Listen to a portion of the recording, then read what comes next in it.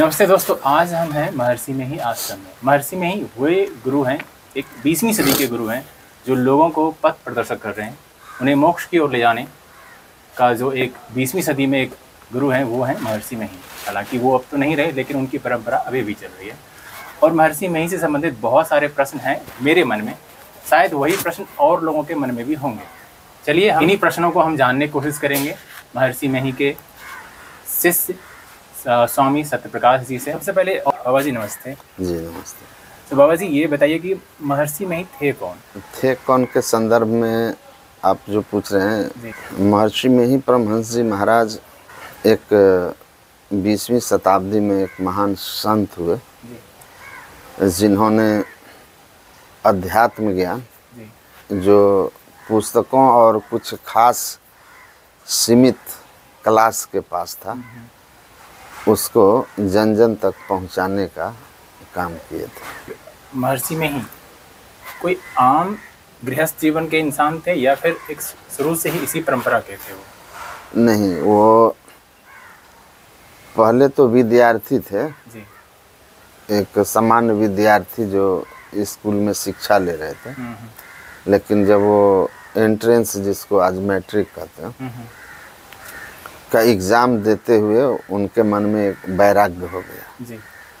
और स्कूल से ही उन्होंने देह धरे कर यही फल भाई भजिए राम सब काम बिहाई, ऐसा लिख करके और 1904 में उन्होंने गृह त्याग कर दिया और आजीवन बाल ब्रह्मचारी रहे और इस ज्ञान को साधना करके अनुभव किया, फिर प्रचार किया। सर, उनके कोई गुरु थे क्या? हाँ, बाबा देवी साहब मुरादाबाद के थे जी, जो उनके गुरु थे, आध्यात्मिक गुरु थे। जी। तो महर्षि में ही कुप्पा घाट कैसे पहुंचे? वो अपने साधना के क्रम में जी। पहले जहाँ उनका पैतृक गांव है धरहरा, पूर्णिया जिले में, वहाँ रह कर के उन्होंने बहुत समय तक साधना किया। जी। फिर साधना के क्रम में मनिहारी आश्रम आए, जी। जो कटिहार जिले में है। जी, जी। मनिहारी आए, वहाँ से वो अपनी साधना में जब उनकी उन्नति हो गई तो साधना में सबसे श्रेष्ठ साधना बताई जाती है नाद साधना। तो उस नाद साधना के लिए उनको एकांत शांत जगह की खोज थी। उसी क्रम में वे यहाँ भागलपुर आश्रम पहुँचे थे। परबत्ती में हमारा पुराना आश्रम था, वहाँ आए थे। फिर इस गुफा के बारे में जो है उनको जानकारी हुई तो यहाँ आए। तो उस समय यह बहुत जंगल सा था और कोई दिन में भी यहाँ आने में डरता था। तो आए, फिर वो गुफा को देखा, उसको साफ वगैरह किए, फिर इसमें घुस करके साधना शुरू की। तो सर, ये इलाका कुप्पा घाट भी कहलाता है उसी के कारण। कोई मतलब है उस नाम का? कुप मने होता है, दो अर्थ है जी। कुप मने एक तो अंधेरा होता है जी। गहरा अंधकार को हम लोग कहते हैं कुप। हाँ। और दूसरा कुप कुआं को भी कहते हैं। जी। तो वो जो गुफा है ना, उसमें बहुत घना अंधेरा है और जब आप नीचे जाएंगे तो गुफा के 3 रास्ते में एक रास्ता जो गंगा के तरफ आता है, उसमें एकदम कुआं जैसा है। इसीलिए इस गुफा को कुप्पा कुप्पा कहते थे। और बगल में घाट है, इस तरफ भी और उस तरफ भी। तो लोग स्नान वगैरह करने आते थे, इसीलिए इस जगह को इस गुफा के नाम पर कुप्पा घाट कहा जाने लगा। तो बाबा लगभग कितने दिनों तक तपस्या किए जो उन्हें ज्ञान की प्राप्ति हुई?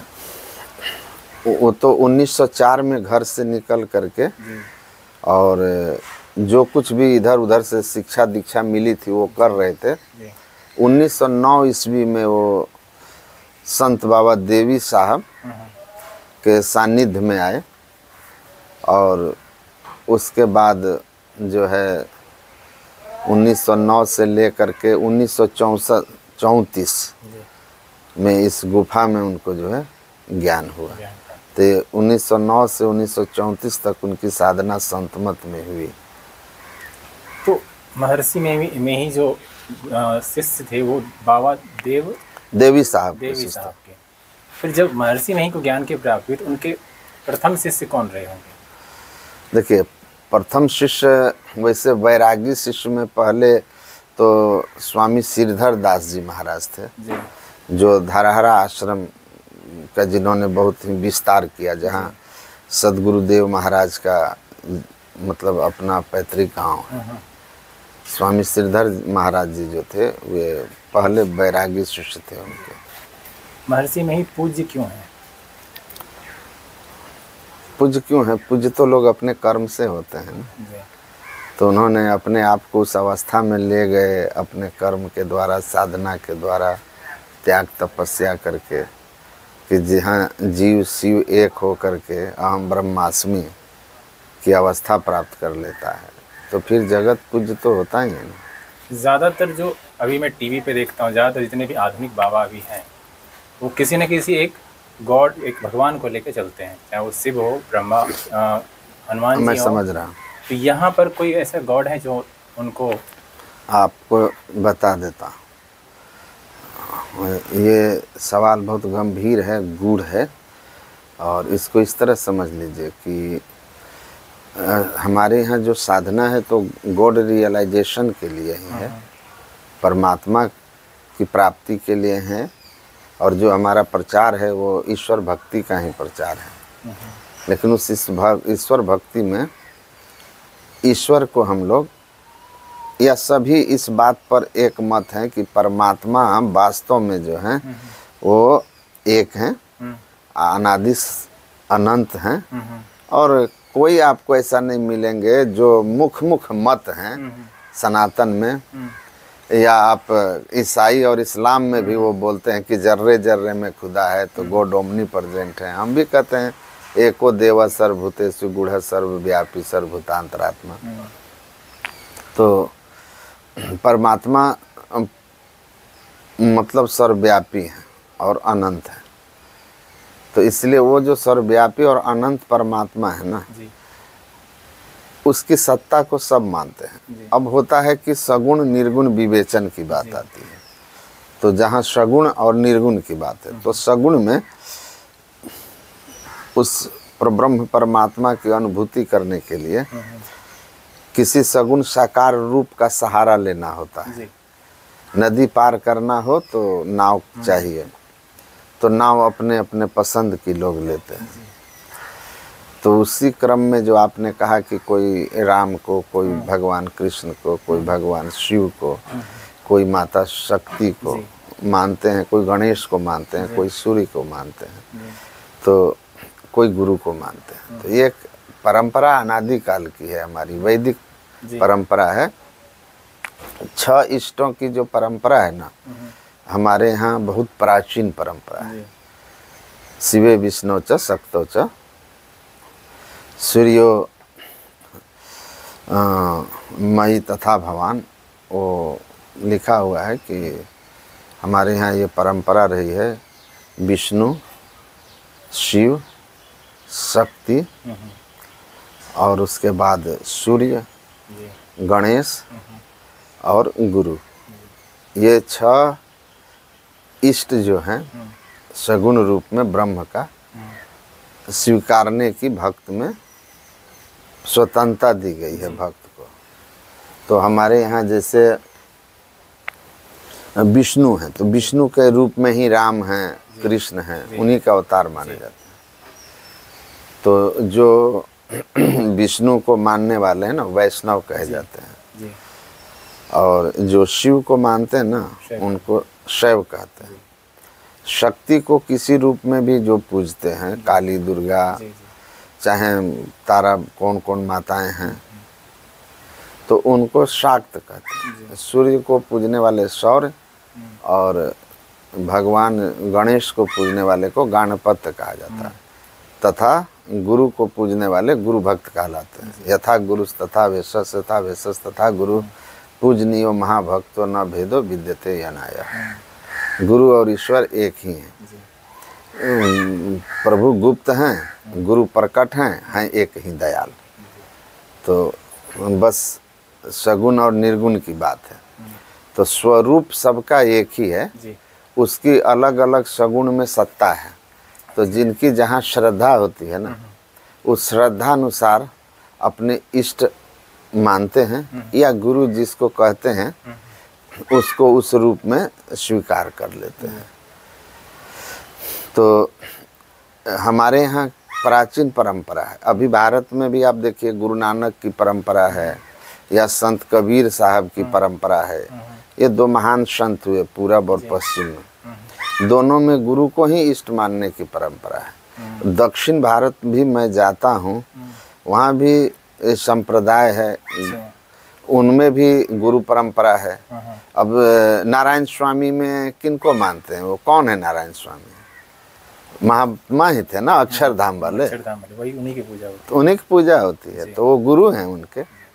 तो इसलिए हमारे यहाँ जो है गुरु को ही इष्ट के रूप में स्वीकार कर लिए हैं। जिस तरह से बौद्ध, महात्मा बौद्ध की अगर हम बात करें, उन्होंने भी लोगों को कहा कि समाज में बहुत ऊंच नीच है, इसलिए अगर आपको मोक्ष की प्राप्ति करना है ये चीज़ों को आप पालन करेंगे तो मोक्ष की प्राप्ति होगी। जी बिल्कुल। बाद में जब उनकी मृत्यु हुई महात्मा बुद्ध की, तो लोगों ने उनके नाम पर एक धर्म बना दिया और फिर उन्हीं को पूजने लगे, उन्हीं को भगवान बना दिया। क्या महर्षि में भी ये संभव है क्या आने वाले समय में? अब आपको एक चीज़ बता देते हैं, किसी भी परंपरा का जो है कुछ रीजन होता है जब उसका नीचे की ओर क्षरण होता है। जी। भगवान बुद्ध के संदर्भ में आप समझ लीजिए, भगवान बुद्ध के जीवन काल में भगवान बुद्ध का ध्यान करते थे लोग, और ऐसे भगवान बुद्ध के ही ग्रंथों में आया है, प्रसंग भी है कि भगवान बुद्ध का जो है एक शिष्य हैं बक्कली, जो आँख खोलकर ही बुद्ध को देखते रहते हैं। तो बुद्ध उसको समझाते हैं कि तुम मुझे आँख खोलकर क्यों देखते हो, आँख बंद करके देखो। तो अपने यहाँ भी शास्त्र में कहा गया है कि आँख खोल करके अपने इष्ट को, रूप को जो देख रहे हैं, उससे जो आपको लाभ और चित्त की शुद्धि हो रही है, उससे 1000 गुना ज़्यादा आपका चित्त शुद्ध हो जाएगा जब आप बंद नेत्र से, मन की आँख से अपने ख्याल में, ध्यान में उसी रूप को ले आइएगा। तो भगवान बुद्ध का ध्यान करने की परंपरा बुद्ध के समय से है। दूसरी बात है कि विपश्यना अभी उनका प्रचलित है, जो खास करके जो दयाल गोविंद का है ना, तो ये वहाँ से लेकर के आए, बर्मा जिसको म्यांमार कहते हैं, फिर लाकर भारत में उनको प्रचारित किया। तो जो भारत में मूल रूप से विपश्यना का स्वरूप था ना, वह स्वरूप में थोड़ा चेंजिंग हो गया है, उसमें थोड़ा चेंजिंग है, क्योंकि मैं इनका म्यांमार से जो आया है उस विपश्यना को भी मैंने पढ़ा सुना है, उनके आचार्य से भी मिला हूँ, और जो भगवान बुद्ध के त्रिपिटक ग्रंथों में साधना संबंधी बातें हैं उनका भी डीपली अध्ययन किया है। तो मैं समझता हूँ ज़्यादा डिफरेंस नहीं है, थोड़ा डिफरेंस है, खैर वो अलग बात। बुद्ध के परंपरा में जो भगवान बुद्ध की मूर्तियों को बैठा करके और ध्यान करना था, उन्होंने कहा था मूर्ति ध्यान करने के लिए, कि बुद्ध की मूर्तियों को, गुरु महाराज जी के प्रवचन में भी है, महर्षि महिप्रमहंस जी महाराज के प्रवचन में, कि बुद्ध की मूर्तियों को बनाने वाला मूर्तिकार जो था वो कहता था कि मूर्ति बनाता इसलिए हूँ कि मेरे चित्त में बुद्ध बस जाए, उनका नाक, मुंह, कान सब हमारे मस्तिष्क में बैठे। बाद में लोगों ने उन मूर्तियों को ही सनातन, जिसको हम हिंदू धर्म के रूप में अभी जानते हैं, इसके पूजा पाठ के तौर तरीके में अपने को ढाल लिया। मतलब सनातन का प्रभाव इतना गहरा कि वो धीरे धीरे बहुत सालों तक तो उसकी परंपरा चली और पूरे दुनिया में, मतलब एशिया में तो खास करके इस एशिया के मुल्क में तो उसने बहुत प्रभाव डाला। तो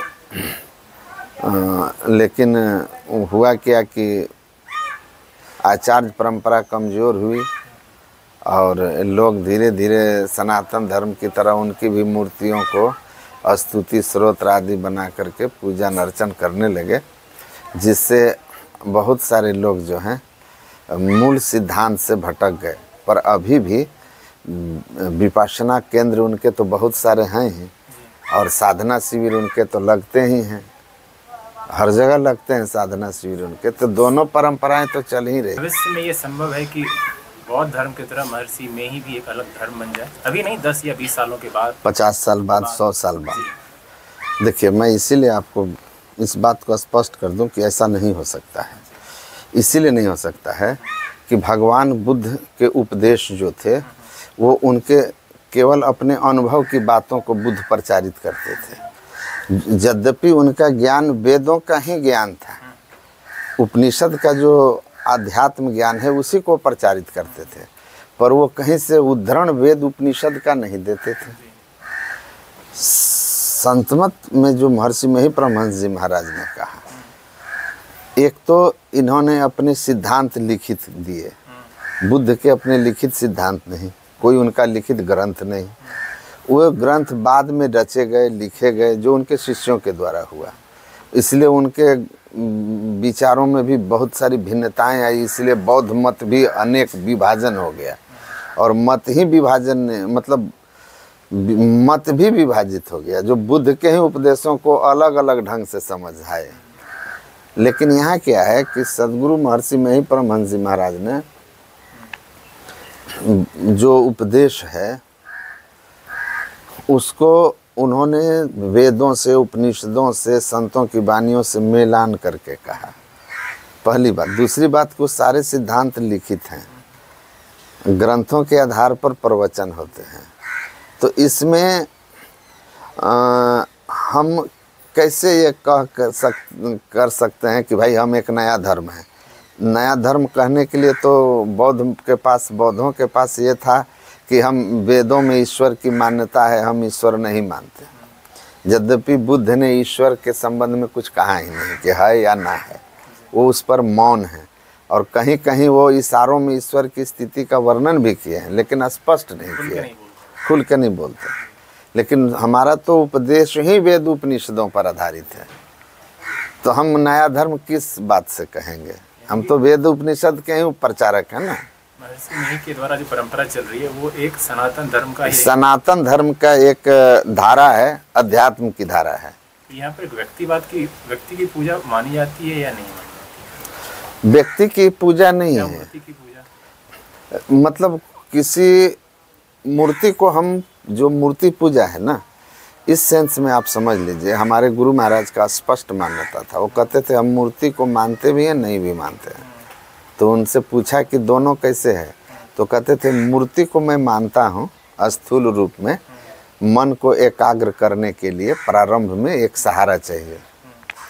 तो ध्यान करने के लिए हम मूर्ति को मानते हैं, चाहे राम की मूर्ति हो, कृष्ण की मूर्ति हो, आप किसी रूप में अपना मन को स्थिर कर सकते हैं। बाकी पैसा कमाने के लिए जो लोग मूर्ति का उपयोग करते हैं, कहते थे मैं उसको नहीं मानता।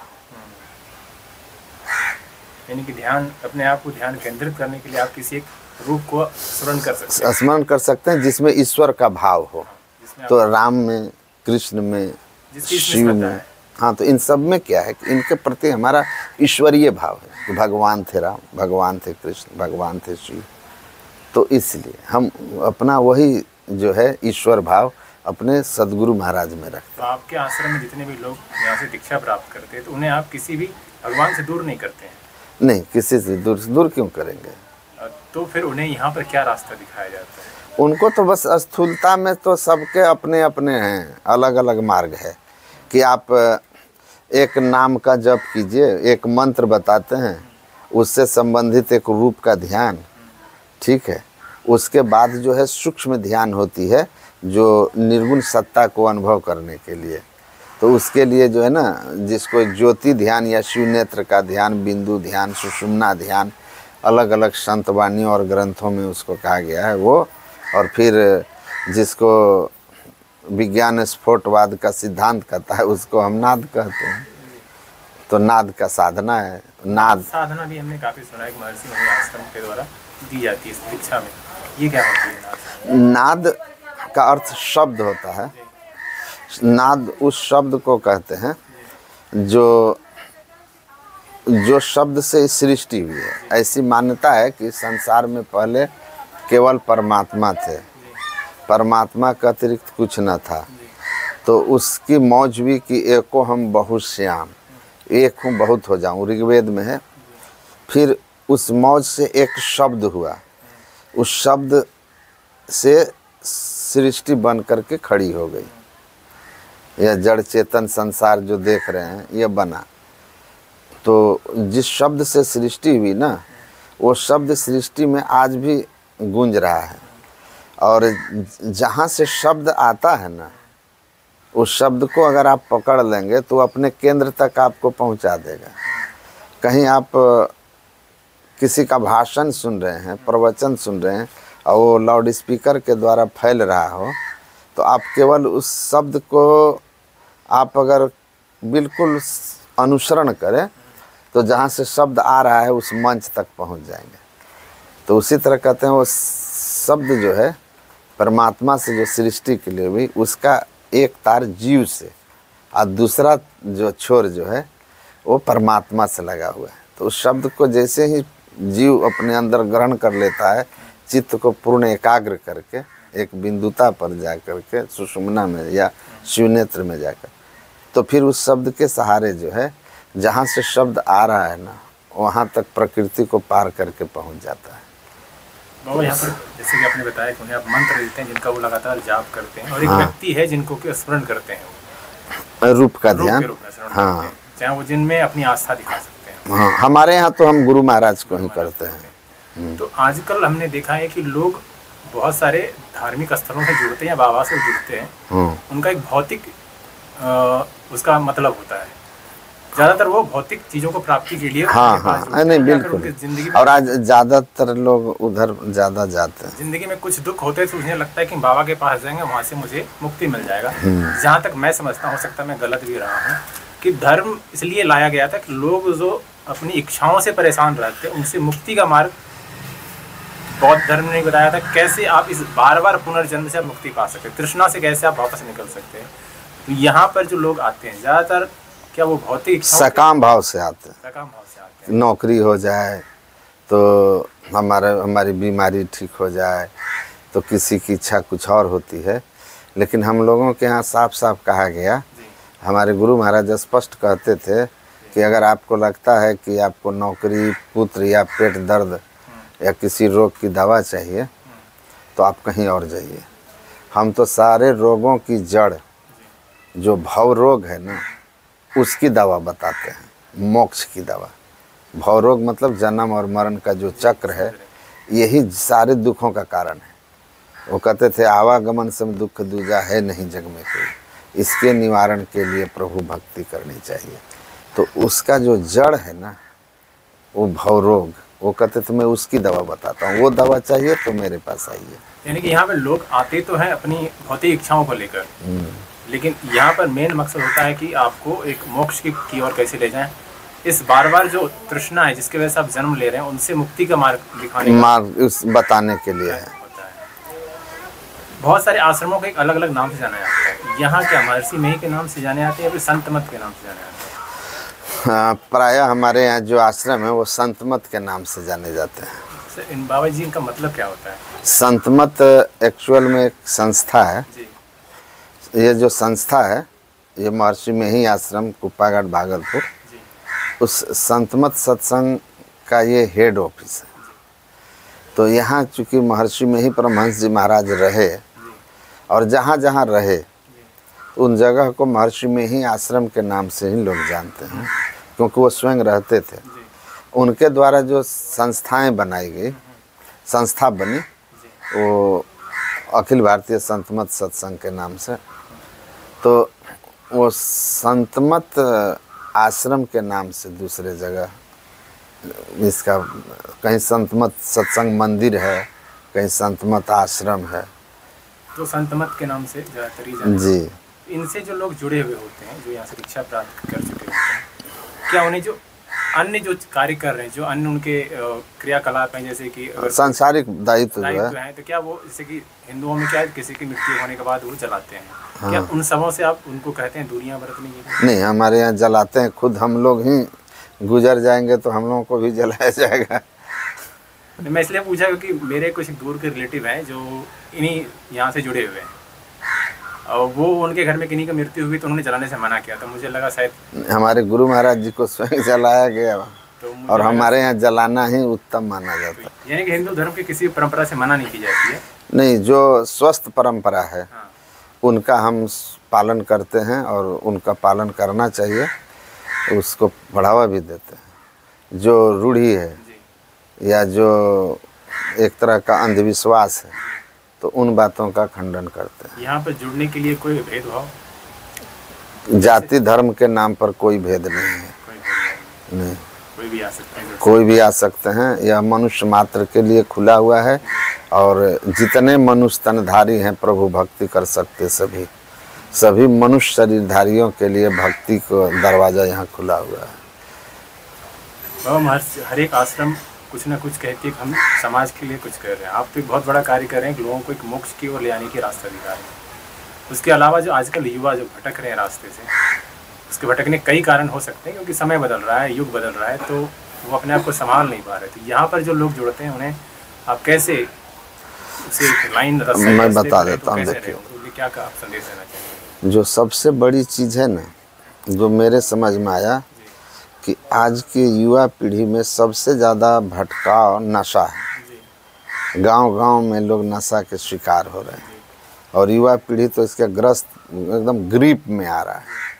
तो हम लोग सबसे बड़ी बात है कि नशा के ऊपर बहुत ज़्यादा मनाही करते हैं, समझे ना। खान पान पर हमारा बहुत जोर रहता है, और दीक्षा भी हम उन्हीं को देते हैं जिनका खान पान शुद्ध पवित्र रहता है, और भविष्य में भी शुद्ध पवित्र रखने का शपथ दिलाते हैं। तो और जिनको अगर खान पान गड़बड़ है तो उनको सुधार करके 6 महीने पहले ट्रायल पर रखते हैं। जब वो 6 महीने तक नशा से और खान पान से मतलब पवित्र बना के रखता है, सात्विक रखता है, तभी जाकर दीक्षा देते हैं। तो इसीलिए जो लोग जुड़ते हैं, हम लोग अब जो समय आया है ना, तो हम लोग अब एक अपनी नई रणनीति बना कर चलते हैं कि अब जिन क्षेत्रों में जाइए तो माँ बाप को प्रोत्साहित कीजिए कि भाई आप बुजुर्ग हैं, आप अपनी ज़िंदगी तो जी लिए, पर अब जो आपकी पीढ़ी है ना, इनको अभी आप धर्म से जोड़ दीजिए। इससे पहले कि इसके संग दोष से इसके जीवन में दोष आ जाए, नशा आ जाए, आप इसको बंधन में डाल दीजिए। जो दीक्षा ले लेते हैं, सत्संग से जुड़ जाते हैं, तो उनकी प्रवृत्ति भी दूसरी तरफ हो जाती है। तो फिर वो स्कूल कॉलेज में बाहर जाएंगे भी ना, तो फिर उनको संग दोष नहीं आता, वो नशाओं के गिरफ्त में नहीं आते हैं। तो इस तरह से उनके लिए एक बहुत बड़ा जो है ना रक्षा कवच हो जाता है दीक्षा संत। आजकल के युवाओं के पास धैर्य की बहुत कमी होती है। अगर आप उन्हें बोलेंगे कि ये कुछ मंत्र है, इन्हें जाप करो, तो उनके पास समय नहीं होता। उसे लगता है इसको चंद मिनटों में मैं कुछ यूट्यूब का रील देख लूँ, ये देख लूँ। तो आपको लगता है कि आजकल के युवा को धर्म की ओर जोड़ना या अध्यात्म की तरफ जोड़ना इतना आसान होता है? आसान तो कभी नहीं था, पहले भी नहीं था, पर अब ज़्यादा चुनौतीपूर्ण है। और लेकिन एक चीज़ है कि पहले की अपेक्षा अभी सत्संग प्रवचन करने में हमें लगता है कि ज़्यादा आसान है समझा पाना, क्योंकि ये इतना अध्यात्म गूढ़ है ना कि कम पढ़े लिखे लोग जिनका पूर्व का संस्कार अच्छा नहीं है वो समझ नहीं पाते हैं। लेकिन जो शिक्षित लोग होते हैं ना, उनके पास समझ होती है, तो उनको हम आसानी से अध्यात्म समझा देते हैं, अध्यात्म समझा देते हैं। अब उनमें है कि थोड़ा भी अगर संस्कार है तो वो मुड़ जाते हैं। मूल बात है कि उन तक पहुंचना या उनका हम तक आना, ये आजकल बहुत मुश्किल हो गया है। क्योंकि मैगी एरा कहते हैं हम इसको, जिसको अब रील एरा आप कह सकते हैं, झटपट। तो शॉर्टकट में तो कुछ नहीं होता है। उनको समझाते हैं कि भाई शॉर्टकट तो यहाँ कुछ है नहीं, कोई भी चीज़ ऐसा नहीं है कि सफलता संसार के किसी भी क्षेत्र में सफलता आपको शॉर्टकट में नहीं आएगी। समय देना पड़ेगा, उसके लिए परिश्रम करना होगा। हम लोग बाबा जो जो आधुनिक होते जा रहे हैं, हमारा चित्त अशांत होते जा रहा है, हमारी ज़िंदगी में टेंशन बढ़ते जा रही है। पहले ऐसे माना जाता था कि पहले के लोग बहुत धार्मिक हुआ करते थे। क्या आपको लगता है आने वाले समय में धार्मिक यानी अध्यात्म की जो जरूरत है लोगों की ज़्यादा होगी या समय के साथ कम होती जाएगी? देखिए, जीवन में जितना ही स्ट्रेस आएगा उतनी आध्यात्मिकता की जरूरत है। क्योंकि जितना आपके जीवन में भाग दौड़ होगा, जितना आपके जीवन में कंपटीशन होगा, उतने आप स्ट्रेस लेंगे और उतना ही आप डिप्रेशन में जाएंगे। तो उससे बाहर आने का एकमात्र उपाय है वो अध्यात्म। अध्यात्म, इसलिए अध्यात्म की आवश्यकता बढ़ती चली जाएगी। और जो अध्यात्म से अपने को अलग रखेगा ना, वे सब लोग डिप्रेशन में जाएंगे। उनका जीवन जो है ना बिल्कुल ही नीरस हो जाएगा। जिस तरह से किसी भी क्षेत्र में आगे जाने के लिए गुरु की जरूरत होती है, इसी तरह से अध्यात्म में आगे बढ़ने के लिए गुरु की जरूरत होती है। लेकिन आजकल जो न्यूज़ टीवी मीडिया में देखने को मिलता है कि बहुत सारे गुरु आते हैं, किसी ने ये फ्रॉड कर दिया, ये फ्रॉड कर दिया, तो लोग आजकल के युवा कहते हैं अरे धर्म से दूर ही रहो क्योंकि सारे बाबा फ्रॉड निकल रहे हैं। इन पर आप क्या कहना चाहेंगे? कैसे लोग एक सच्चे गुरु की तलाश करें? देखिए, चूँकि हम सोशल मीडिया या मीडिया के द्वारा जिसको देख लेते हैं, सुन लेते हैं जी, तो हमको लगता है कि अरे इनके पास तो फैन फॉलोइंग बहुत है, इनके बहुत सारे बड़े बड़े लोग इनके यहाँ आते जाते हैं जी। तो उसी आधार पर हम तय करते हैं कि ये बड़े महात्मा हैं। जी, जबकि उसका बड़े महात्मा होने से कोई मतलब नहीं है। ये सब मीडिया मैनेजमेंट का खेल है। पैसा है, मीडिया मैनेजमेंट करके और फिर अपने को बड़े लोगों को बुला लेना, फिर उसके रील्स वायरल करा देना और लोग उसी पर तय कर लेते हैं। तो ऐसे लोगों को तो निराशा हाथ लगती है। क्योंकि जो सही में संत होते हैं, गुरु योग होते हैं ना, तो उनका जब आप कुछ दिन संग करेंगे ना तो समझ में आ जाएगा। क्योंकि गुरु महाराज जी ने कहा है कि दो चीजें जो होती है वो किसी भी महापुरुष को परखने के लिए, एक तो उनका आचरण जी, और दूसरी बात है कि ज्ञान। तो ज्ञान तो ग्रंथों में पढ़ करके कोई भी बोल देगा, लेकिन उस ज्ञान को आचरण में उतारना यही साधुता है, संतत्व। तो जब हम किसी का साथ करते हैं ना कुछ दिन तक, तो कितना भी कोई अपने आप को सुंदर सी चादर में ढक के रखे जी, पर उगरहि अंत न होहि निबाहु काल ने मिल जी, सत्य तो सामने आ ही जाता है। इसीलिए कुछ दिन आप उनके संग करेंगे ना तो आपको समझ में आ जाएगा कि ये जैसा कहते हैं वैसा इनका आचरण है, तो फिर आप निराश नहीं होंगे। इसलिए कि अच्छे लोग हमेशा अधिक संख्या में हैं और बुरे लोगों की संख्या कम होती है, पर दिखते हुए ही ज़्यादा है। यानी कि अगर सच्चे गुरु की तलाश है तो आपको कुछ समय जिनको आप गुरु बनाना चाहते हैं उनके साथ बिताइए, आपको पता चल जाए कि वो गुरु बनाने योग्य है या नहीं। लेकिन क्या आपको लगता है कि एक शिष्य जो गुरु ढूंढ रहा है वो सच्चे गुरु को पता कर पाएगा, सक्षम होते हैं?